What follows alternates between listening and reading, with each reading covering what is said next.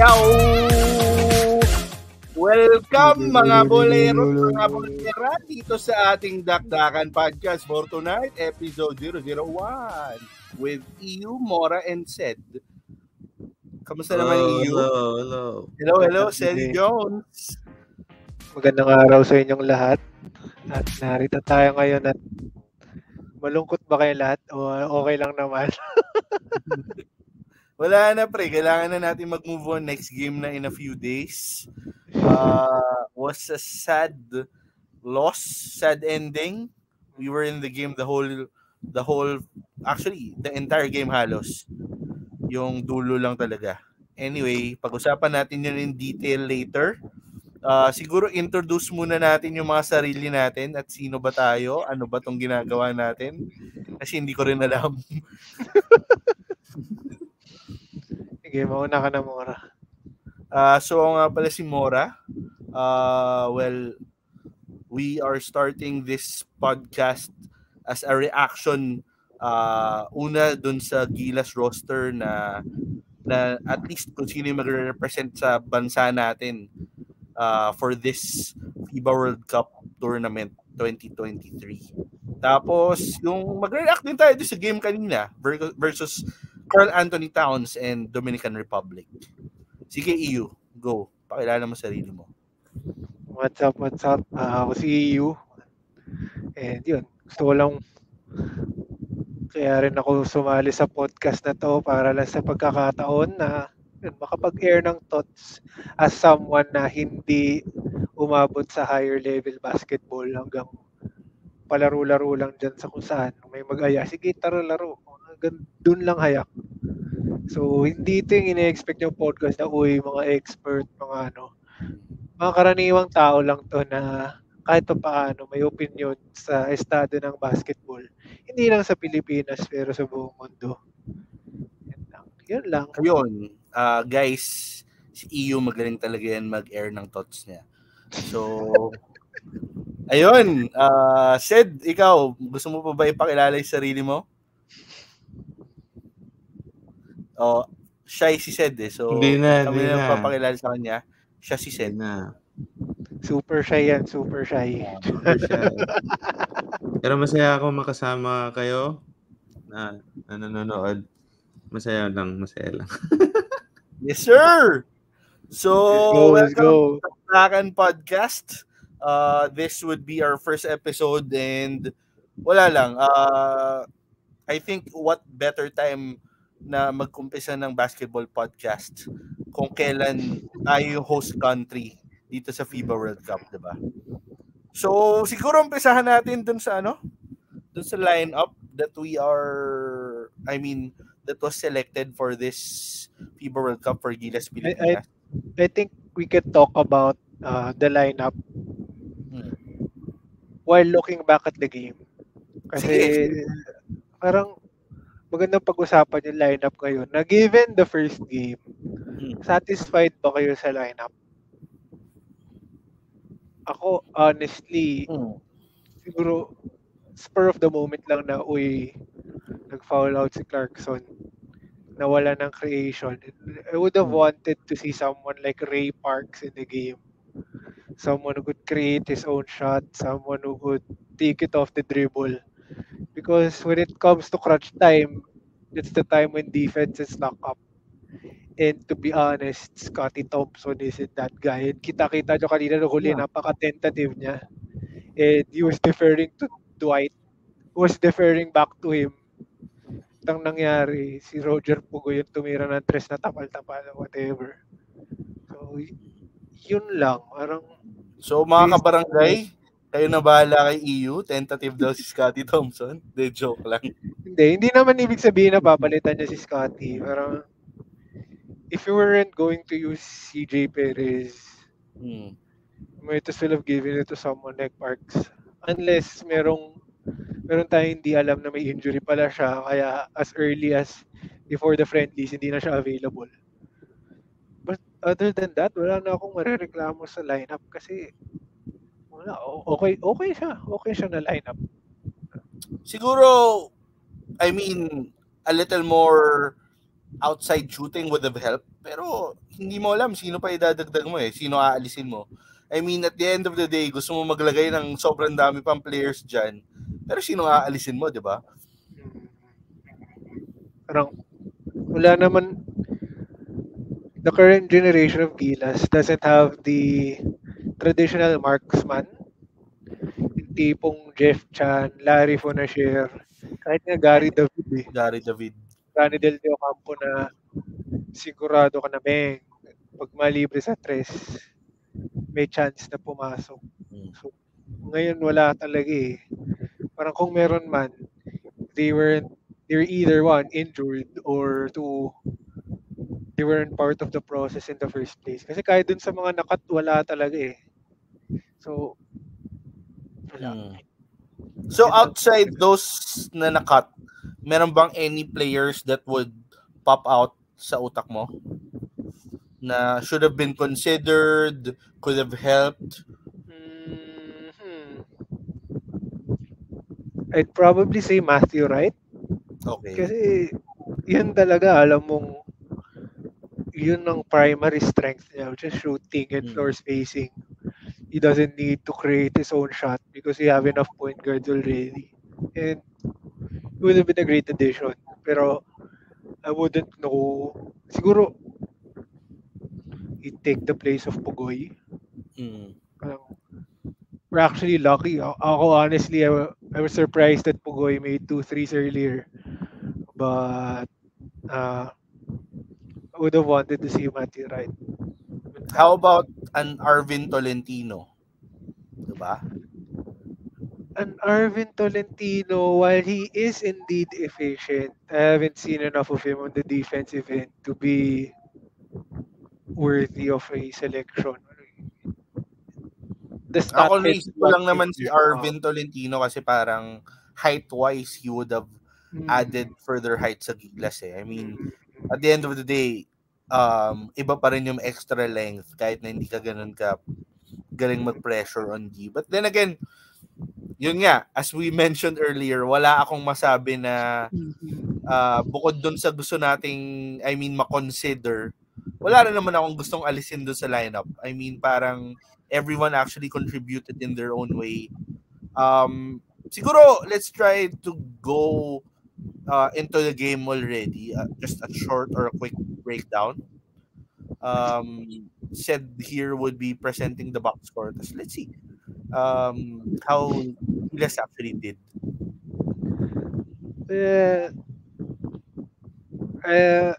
Well, it is what it is. I'm actually surprised that it was a close game. And the biggest surprise to me was AJ Edu. Oh, bro. Yes. Oo, merong hype for him before the start of the games. But then, for him to start, and to an extent, he kept Cat in check. It won't show in the box score kasi grabe pa rin yung stats ni Cat. But he kept Cat Chinese? He kept Cat in check? Sorry. Sorry pa. But you could see that Cat had to work for his points. He had to sell a few bumps to get to the free throw line. And naka-block pa nga si Edu eh. Kay Cat. And yun, he was definitely a bright spot for the team. And for anyone who's saying na dapat kasi si Brownlee na lang or ano, I think that game put that to bed. Even if Jordan Clarkson had 8 turnovers and even if he fouled out and that crucial offensive foul, I'd still take him as our naturalized player over Brownlee. Just because of the talent, and you could see that Dominican Republic was trying its dang hardest to keep him in check, but they couldn't. And when he has the ball, you're confident that something will happen or something will open up, not only for him but for the rest of the team. Yeah. Makita mo siya yung main focus ng defense, and mapapansin mo talaga that actually Jordan Clarkson is a very willing passer. He tries to create for his teammates. Pag alam niyang alanganin na for him, he wouldn't try to get his own shot off even against 2 or 3 defenders. He would find the open guy, and it would go. It would be shown with the 7 assists that he has actually.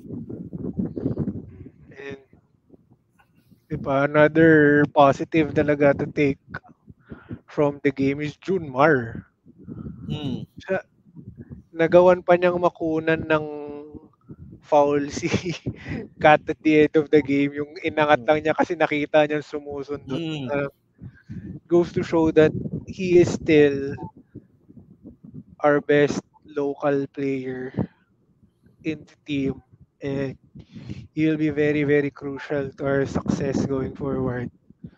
And he didn't look lost out there. He looked like he belonged against not only Cat but against Dominican Republic players that play in Europe or have NBA experience. Nagulat ako sa mukha ni Junmar, sorry. Ano siya lumabas eh. Anyway, go pare. Angel Delgado, he was with the Clippers. LJ Figueroa is with the Lakers Summer League team. And he held his own. And yun. Well, still is the best.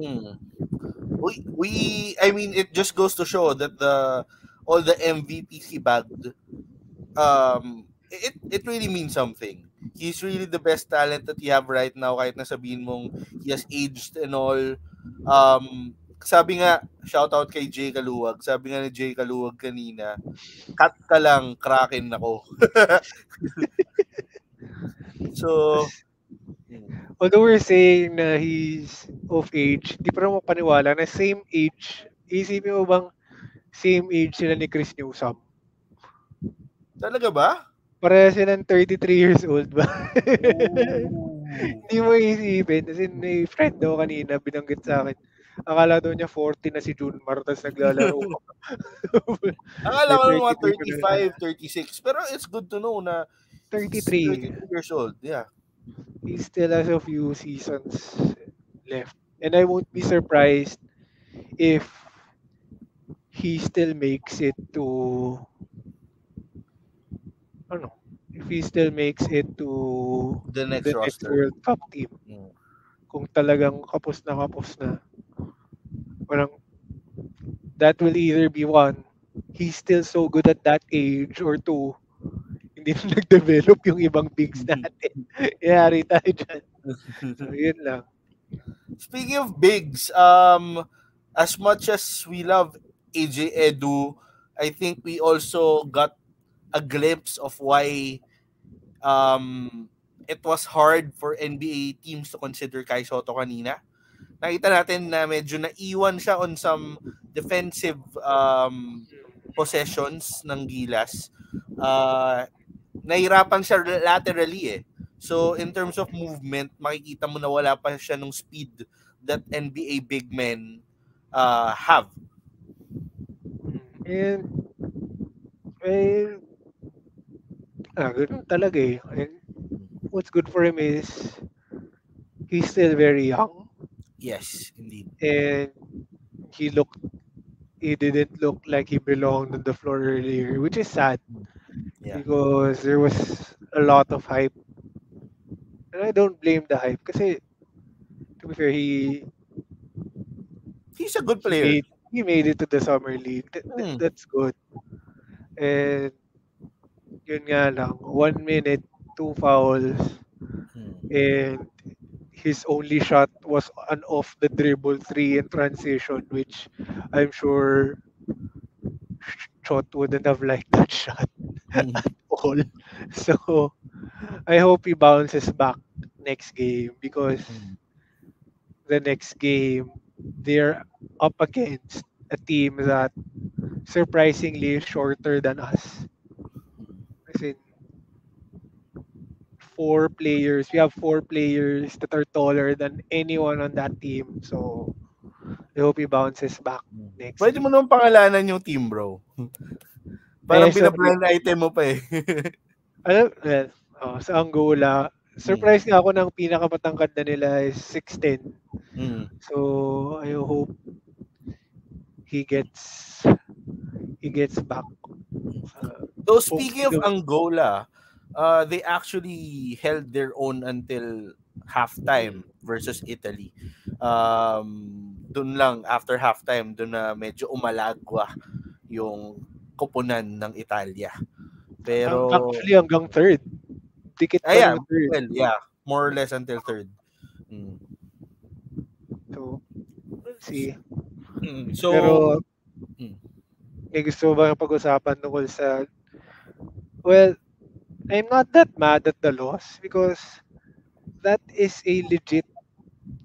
That could probably be the best World Cup team that the Dominican Republic has ever produced. Because nandun si Kat. Totoo. Totoo naman. That's a 3-time All-Star. He's an unfair player when it comes to international play. And if you look at the box score, I'm actually happy with how we held him to... Yep. Look at his shooting. Yeah, he basically got most of his points from the free throw line. Yes. And doon na lang pumapasok siguro yung NBA smarts. Yung NBA level of selling contact or being... He's just so good, period, that hindi maiwasan talagang ma-foul. Totoo naman. And it would have been okay to let him get that, but sayang lang na we let Liz get his own as well. Like Victor Liz was the other guy who was killing us on back cuts, on threes, and he kept Dominican Republic in the game. Yun. Actually, nakakatawa nga sa Dominican Republic.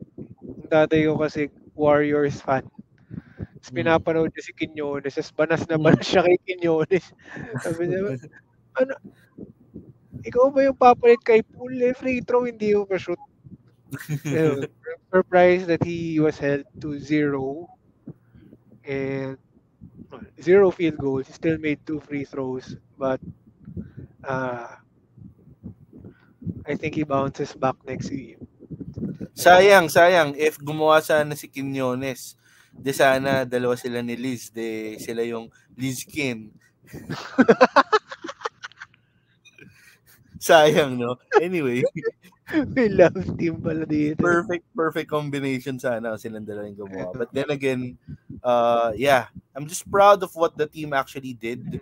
I guess we just lost dahil sa breaks of the game, technically.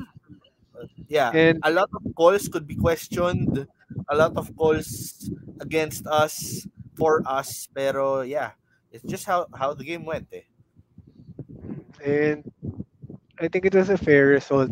And if you look at the rest of the Asian teams, if tayo may pinakamababang talo, so if the Olympic spots were decided today, parang the tiebreaker is quotient. So, okay pa naman tayo. Hindi tayo natambakan ng 39, hindi na tayo natambakan ng double digits. So the other Asian teams, just for everyone's at least everyone's knowledge, is China. Yung mga naglaro na lang ngayon, Lebanon lost by 39 to Latvia. And Japan lost by 18 to Germany. So, hindi ko na balitaan yung Japan. Hindi ko alam na may game sila kanina. Well, Germany is such a powerhouse now. So, I'm surprised that Japan even kept it close. So, as of now, yun. But thoughts on the game?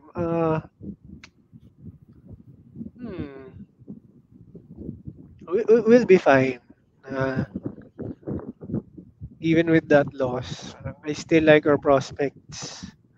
Not necessarily to make the second round, but to be one of the teams in the hunt for the Olympic slot because to remind you guys, the best placing Asian team automatically makes it to the Olympics. And with that performance, I'm more confident that we do have a chance to make it to the next, to the Olympics at least.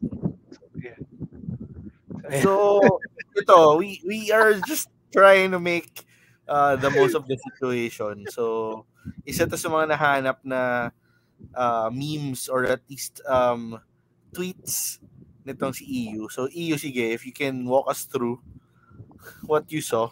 So John Hallinger, a former NBA executive, tweets that the Philippines ran out of talent once Clarkson fouled out. But what a great environment. And syempre, bilang mga balat sibuyas at hindi kayang makipagtalo at an intellectual level, ang unang bawi natin ay murahin yung mga bumabati ko sa ating talent. But no lies Sin. Parang what he's saying isn't wrong. Ganun talaga. Parang mas talented lang talaga ang Dominican Republic in the end. And, well, they still had Cat until the end, diba? And they had two more NBA players or NBA caliber players in the lineup. And wala nag-foul out sa kanila. Minalas lang talaga tayo that someone fouled out and it was Jordan Clarkson. Baka mas okay pa nga na coach na lang natin yung nag-foul out, si Coach Tim, si Coach Chot. At least si Jordan Clarkson nasa court pa rin, di ba? So, commercial lang may nag-send sa akin ng score. Lamang ang Canada sa France by 34. Wild, bro. The SGA effect. Hindi, panalo na pala ng 30 ang Canada. Oh. So, shout out to the coach of Canada, Jordi Fernandez. He is an assistant coach of the Kings. Woo! Let's go. Shout out Dylan Brooks. Thank you for shutting down Nicolas Batum. Nagka-cardio lang daw si Nicolas Batum. Parang ano bang nasa box score niya? Ayun, 23 minutes, 0 points. So yun, nag-cardio lang daw talaga siya. Tapos ngayon kasama natin sa podcast si Nicolas Batum. na call center headphones and microphone. So at least totoo na napakaganda nga ng environment. Welcome Nick Batum. Na I heard that although ang nabenta is around 40,000, ang 45 if I'm not mistaken. Ang nabenta, ang official count was 38,000. Yes. So dun sa 7,000, hindi nabenta ng mga scalper. mga nalugi. Sana pumusta na lang kayo sa Dominican Republic. We don't promote betting. Wag kayong pumusta. Unless magka-sponsor kami ng betting site. So, ayan. So, yun. Sid, pwede mo ba lagyan ng salamin si Nicolas Batum para mas kamukha pa ni Ayun. I think we can go to the next screenshot that we have. Nakita ko lang to online. So, it's post by RJ Abarientos. Siya ba talaga yan? Baka mamaya fan page. Siya talaga yan, bro. Chinek ko muna bago ko ipa-screenshot. So, sabi ni RJ was, Coach Chot, baka nakakalimutan mo, may Kiefer ka kahit na wala yung Clarkson. So, Kiefer was playing well the entire second quarter. Hindi ko rin alam ano nangyari ba't di siya binalik until the dying seconds of the fourth. So, shout out to the Kiefer haters. Boy dribble, sayang. Kasi baka siya yung sinasabi mo EU na nawalan ng shot creator. Baka pwedeng si Keith nga yun.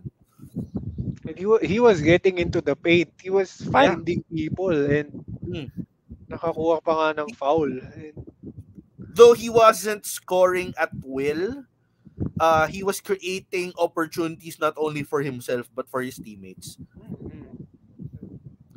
So bumalik yung phenom. Nandun yung confidence niya and he was getting to the rim at will.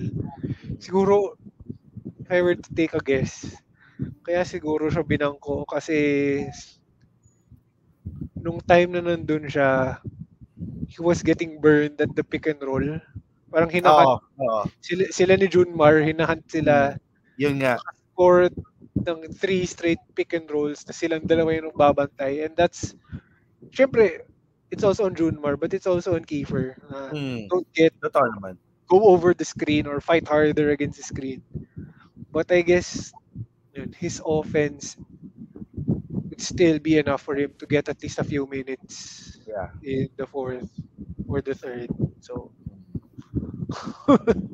ayun. So, that was for Keith. And dahil dyan, we also saw running along the online platform of Facebook for a Ravenna apology form. So, sa lahat ng haters, bago gusto nyo i-fill out to, hanapin nyo na lang Kiefer Ravenna apology form. So, sa mga nag-doubt sa kanya, it would have been better sana, a better payback for Kiefer if we would have gotten the win. Pero at least he proved that he deserved that spot. Solid talaga. As in tatay ko isa sa magsasabi na boy dribble siya o ano. Pero pati siya di makapaniwala sa ganda ng nilaro niya kanina. So, hope he keeps it up. Yep. Keep it up, Keith. Keep it up, bro. Let's go, Victor Anastasio. Galing mo. Keep the faith. So, ayan. So, ayun, would you have any other thoughts about Gilas, about the World Cup, the other teams we're facing, the other teams that are part of the FIBA World Cup, not just necessarily Gilas? Siguro for this game, just to end it off, it's good that we kept it close. It's good that we fought till the end. And it's good to have this feeling na kahit talo, it's shades of 2014. Na we were so close, we fought till the end. And compared to 2019, because 2019 was such a disaster for the Philippine team. You lose by 50 plus points, 60 plus points to European teams na entirely feasible naman. Pero may kita mong walang laban, wala yung signature Gilas puso and all. Yep. For sure, sana magpatuloy yung ganun na may sinusubaybayan tayo, hindi yung napapahiya tayo. Kasi 2019 talaga, we finished dead last out of 32 teams and that's embarrassing. But for them to put up a fight, to get close. Wag na yung fight na nangyari ng 2019 okay na yung gantong fight.